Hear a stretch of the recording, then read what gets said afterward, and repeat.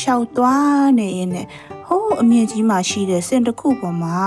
တွဲလွဲခိုနေတဲ့အရန်ကိုလှပြီးတော့စားဆင်စရာကောင်းတဲ့စပစ်သီးခိုင်ကြီးတွေကိုသူမြင်လိုက်ရပါတယ်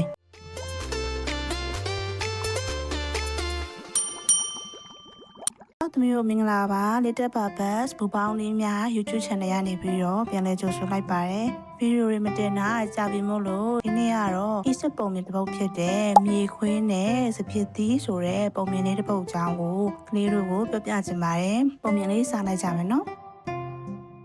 တခါတော့ကအစာရေစာရှားပါလို့တိတ်ကိုဗိုက်စာနေတဲ့မြေခွေးလေးတစ်ကောင်ရှိတဲ့သူဟာအစာရှာထွက်ရင်းနဲ့ဗိုက်ထဲကနေတခွေးခွေးမိတော့အောင်ကိုစာလောင်မသိမ့်နေခဲ့တာပေါ့မြေခွေးလေးဟာရှောက်သွားနေရင်းနဲ့ဟိုးအမြင့်ကြီးမှရှိတဲ့စင်တစ်ခုပေါ်မှာ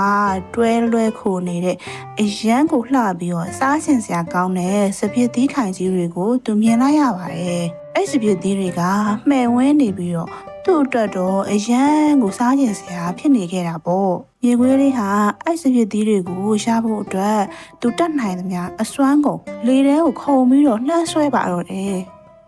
ဘိုက်ကလည်းစားစပစ်သီးကလည်းစားကျင်စရာဆိုတော့သူကအားကျိုးမှန်တက်ကိုခုန်ခဲ့တာပေါ့ဒါပေမဲ့သူဘလောက်ပဲစူးစမ်းအရာအလုံးဟာအချင်းကြီးဖြစ်ခဲ့ပြီးတော့စပစ်သီးတွေကသူလုံးဝလက်လန်းမမီတဲ့အမြင်ကြီးမှာပဲရှိနေတော့မှာအဲ့ဒီခါမှာတော့သူကစက်မခုံတော့ပဲနဲ့စူးစမ်းမှုကိုလက်လျှော့လိုက်ပြီးတော့ခရုမဆိုင်တဲ့ဟန်နဲ့အေးစစ်စစ်ပဲလှည့်ထွက်သွားပါတော့တယ်အဲ့လိုထွက်သွားနေရင်လည်းအမြေခွေးကဘာပြောလဲဆိုတော့ဒီစပစ်သီးတွေကမှဲ့နေပြီလို့ငါထင်ခဲ့တာကွာတကယ်တော့အရက်ချင်မဲ့ပုံပဲလို့ပြောသွားခဲ့ပါတယ်ကလေးတို့ရဲ့လူတွေကကိုမရနိုင်တဲ့အရာတွေကိုမကောင်းဘူးလို့အပြစ်ပြောပြီးတော့ဖြေသိမ့်တတ်ကြရဆိုတာကိုဒီပုံမြင်လေးကသင်ကြားပေးရပဲဖြစ်ပါတယ်။နောက်ပုံမြင်တစ်ပုဒ်မှာပြန်လဲဆုံတွေ့မယ်နော်။